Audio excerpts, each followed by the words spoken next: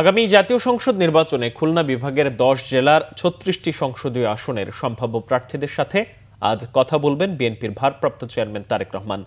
তিনি গুলশান বিএনপির চেয়ারপারসন রাজনৈতিক কার্যালয়ে বিকেল ৫টায় লন্ডন থেকে ভার্চুয়ালি যোগ দিয়ে দলীয় মনোনয়ন চূড়ান্ত করতে মাঠে থাকা প্রতিদ্বন্দ্বীদের সাথে কথা বলবেন।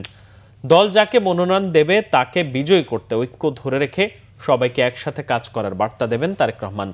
মনোনয়ন প্রত্যাশীরা এমন তথ্য দিয়ে জানান, ফেব্রুয়ারির নির্বাচনে খুলনা বিভাগের অধিকাংশ আসনে ধানের শীষ প্রতীক জয়লাভ করবে।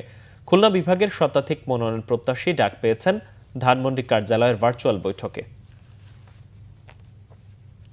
এই একটি কথায় মেসেজটা দিবেন যে সবাইকে ঐক্যবদ্ধভাবে ধানের শীষের পক্ষে কাজ করতে হবে।